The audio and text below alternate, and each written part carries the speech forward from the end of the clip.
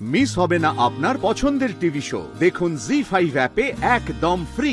তুমি এতক্ষণ ছাদে কি করছিলে? আসলে আমি ছাদে তারা দেখছিলাম, কত দূরে তবুও কত উজ্জ্বল।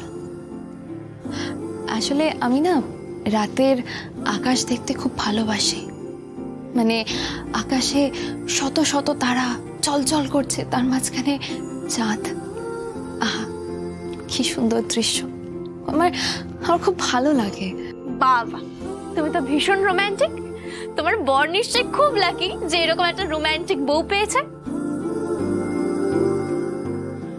আপনার জন্য আমরা কিন্তু সবাই খুব বকা খাচ্ছি। সরি, আমি জানি আমারই ভুল হয়েছে। আমি আমি আসলে জানতাম না। আসলে কি বলুন তো, মানে আকাশে তারা দেখতে দেখতে আমি খুব বুঁদ হয়ে গেছিলাম। আসলে ছোটবেলার কথা মনে পড়ছিল। ছোটবেলায় আমার মা আমাদের রাতের বেলা আকাশে তারা চেনাতো। কত নাম, সপ্তর্ষি মণ্ডল, ধ্রুব তারা, শুকতারা, কালপুরুষ, কত নাম। কিন্তু ছায়াদিকে তোমার বলে যাওয়াটা উচিত ছিল। দিদিকে তুমি মিছিমিছি টেনশনটা দিলে। এর পরদিন থেকে যদি এরকমই করো, আমি কিন্তু টলারেট করব না বলে দিচ্ছি। না, আই এম সো সরি। আমি বুঝতে পারিনি ব্যাপারটা এরকম জায়গায় যাবে। আপনি এক কাজ করুন না, আপনি ফ্রেশ হয়ে নিন, আমিও আসি। হ্যাঁ, 1 মিনিট।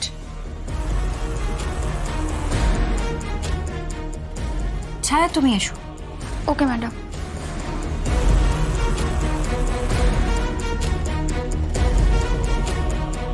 কি হয়েছে বলো তো?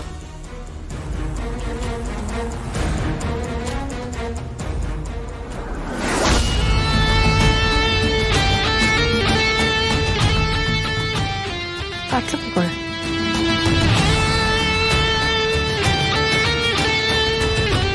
হাতটা কাটলো কি করে? আমার হাত কেটেছে। আমি দেখিনি, আমি জানতামই না। কেটে গেছে হয়তো কোনোভাবে। তোমার হাত কেটে গেল, তুমি বুঝতেও পারলে না? না, সত্যি এ তো সামান্য কেটেছে। এত বড় গুলি হজম করে নিলাম, এটা আর কি। সত্যি আমি বুঝতে পারিনি। এসব থাক না, আমি বলছি আপনি ফ্রেশ হয়নি। তুমি সত্যি ছাদে ছিলে?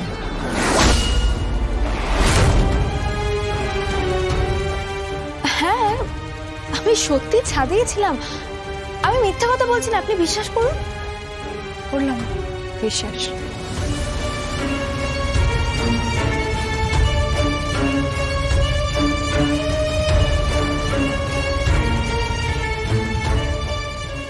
সরি, আমি আপনাকে মিথ্যা কথা বললাম, কিন্তু আমার কাছে কোনো উপায় নেই।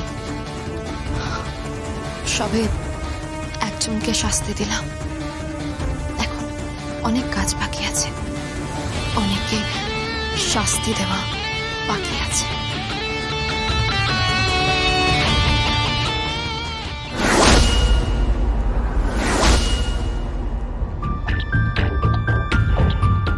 কি তুমি কেন? উৎসাহ কোথায়? আরে উৎসাহ তো পুজো করছে। কি ব্যাপার, আজ এত দেরি কেন? বুঝতে পারছিস না? আরে বাবা, ও ইচ্ছে করে করে যাতে ওকে কম কাজ করতে হয়।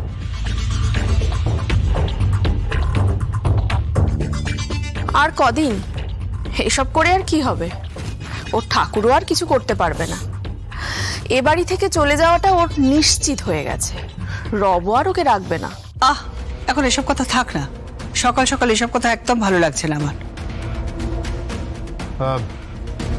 অনুরাধা, তোমার ছেলে কোথায়? ঘুমোচ্ছে। কাল সারা রাত জেগেছিল, এই ভোরের দিকে একটু ঘুমোলো। ড্যাড, এভাবে চলতে থাকলে কিন্তু রেহানের শরীরটাই অসুস্থ হয়ে পড়বে।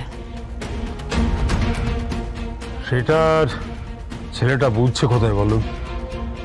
না খাওয়া দাওয়া, না ঠিক মতো ঘুমোনো, কেমন যেন একটা, মানে সব সময় শুধু যোগমায়া যোগমায়া যোগমায়া। রেহান না বড্ড বেশি বাড়াবাড়ি করছে। এমন ভাব করছে যেন কারোর আর বউ মারা যায় না। ডিসকাস্টিং। ওটা তোদের কাছে ডিসকাস্টিং হতে পারে, আমার কাছে না।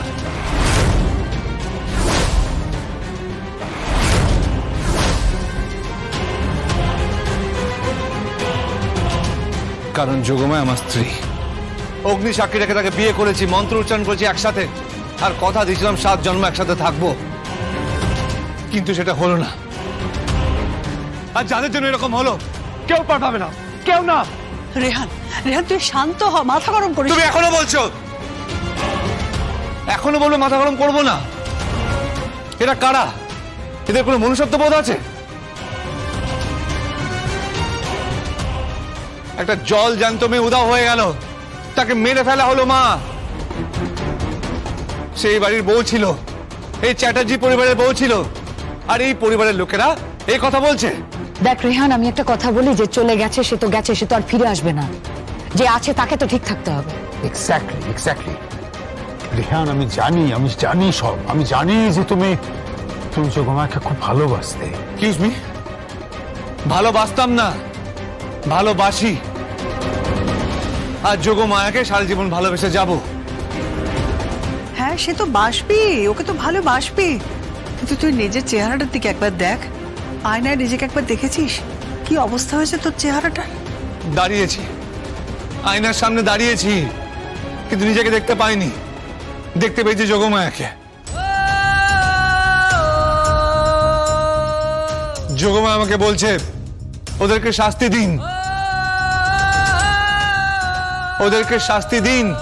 সে তো বুঝতে পারছি রেহান, সব বুঝতে পারছি, কিন্তু তুই একবার আমাদের কথা ভাববি না? তুই এরকম করলে তোর মা, তোর বাবা, এরা কি করে ভালো থাকবে ভাবতে পারছিস? মা, আরেকজন বাবা মা আছে যাদের সন্তান চলে গেছে, যারা 2 চোখের পাতা এক করতে পারছে না, খাচ্ছে না, ঘুমাচ্ছে না, কিচ্ছু করতে পারছে না। তাদের কথা একবারও তো বলছো না। তুই কার কথা বলছিস? ওই মিন্টু রিক্সাওয়ালা তার বউ? হ্যাঁ, তার কথাই বলছি। রিক্সা চালানো তার পেশা, সে খেটে খায়, চুরি করে না। আর মা বাবার মন সবসময় একই হয়, গরিব বড়লোকের মধ্যে কোনো ফারাকই থাকে না। অবশ্য তোকে এসব কথা বলে লাভ নেই। আজ ভালো করে বুঝতে পেরেছি তোর বর কি কারণে তোর কাছ থেকে মুক্তি চেয়েছে।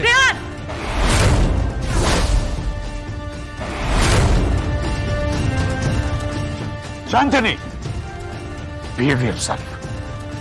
ভুলে যেও না যে ও তোমার ভাই হয়। ঠিক করে কথা বলো। আরে অনুরাধা, রেহানকে ব্রেকফাস্ট দাও।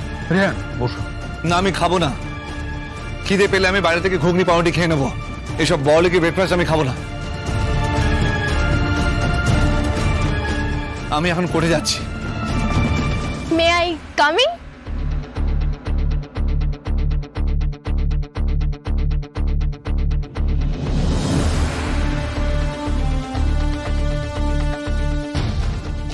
তুমি? ইয়েস, আমি।